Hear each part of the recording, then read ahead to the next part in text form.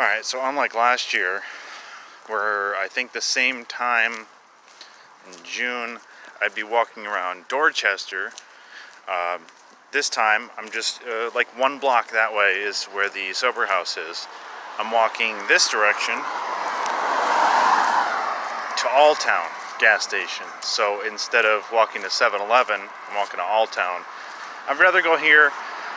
During the day it's a better staff. 24/7 place, same thing as Cumberland Farms that way.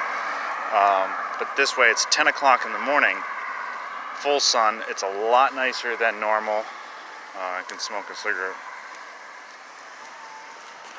And it went out.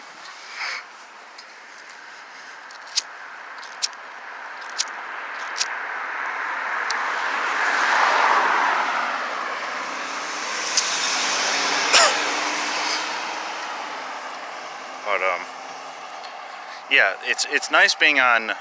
This is First Street, which technically it's North Street is Main Street, which is parallel. It's the street over.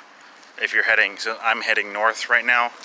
The camera's facing south, but First Street is on. It's right between Route 7. So Route 7 in Pittsfield ends, I'd say, at the DMV, and then starts again at the Y up here, where it's not the Y like YMCA, but the Y where it joins North Street to Route 7. For some reason, instead of, like I said, instead of Main Street, it's North Street. That's where all like the theater, the banks, the bigger road is. And Route 7, First Street, has less traffic. There's the only businesses on First Street is Alltown, which I'm going to, which I'm almost there. You have Cumberland Farms near the bridge. You have Pittsfield Commons, which is like this parkish area. There's not really much to do. And then if you go all the way at the end, like I said, where the DMV is, that's where you have the high school,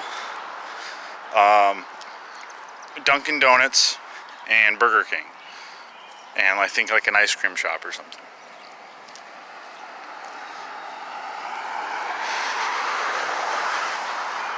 But normally I try to get my steps in the afternoon to late afternoon, instead of just taking a walk to the gas station, getting my coffee, and then just kind of walking around town. Now it's getting sunnier earlier, and it's staying hot all day.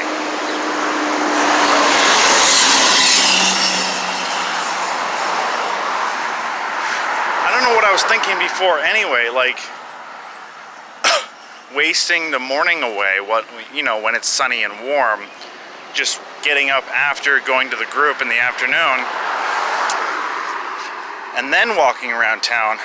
I don't have to work.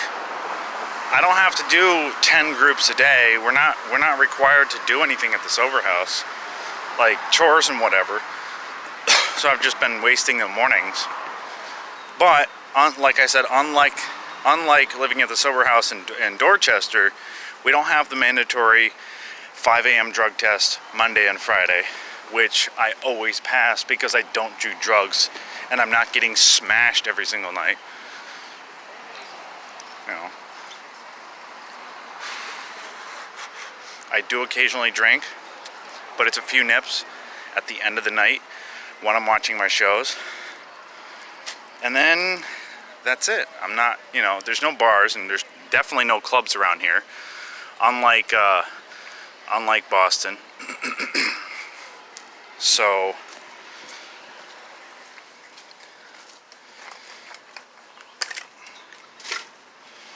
and all right. Of course, I always have my mask. It's a cloth mask my mother made.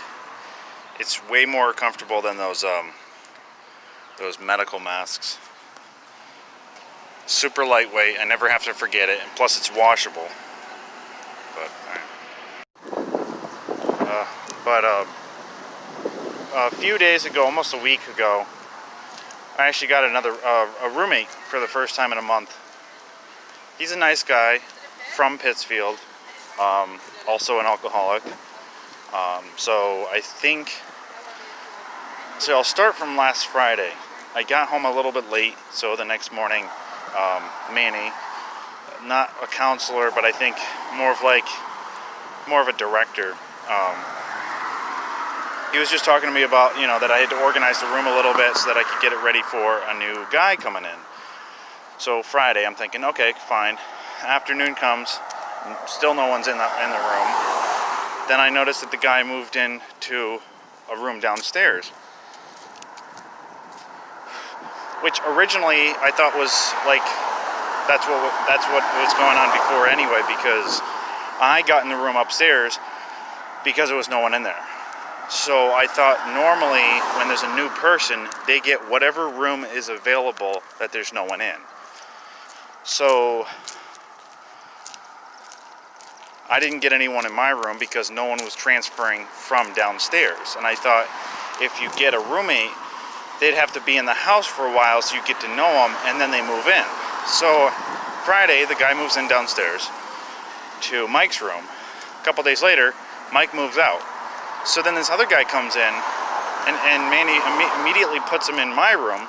And like I said, I assume because he's an alcoholic, not like a main addict. Like I've tried drugs before, but I've never become like super addicted. And it's not my thing. I usually just drink.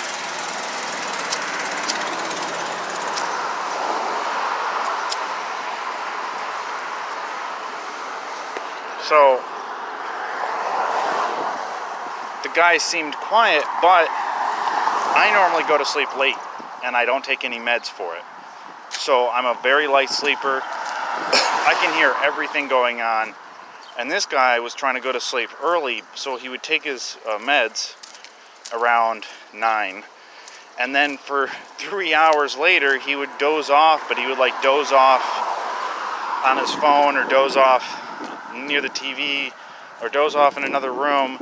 And then he would like curl up into a ball on his bed while the light was on.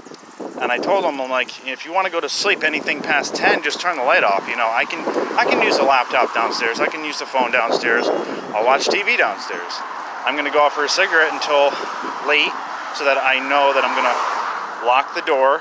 I'm going to make sure the kitchen's clean. Coffee's made for the morning. Windows are shut. The shades are all closed. And I might make something to eat.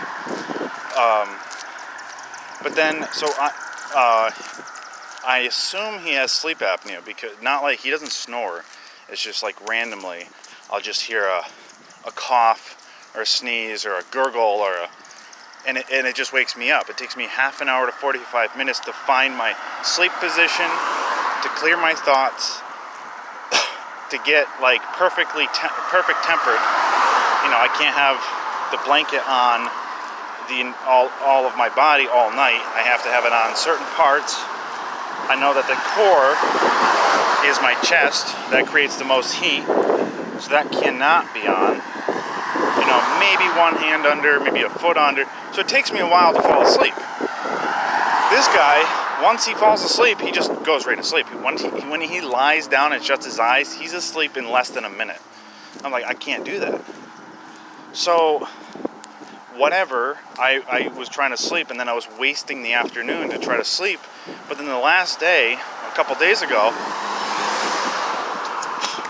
he was like, he left out of the room at like 6 o'clock in the morning, which is way too early.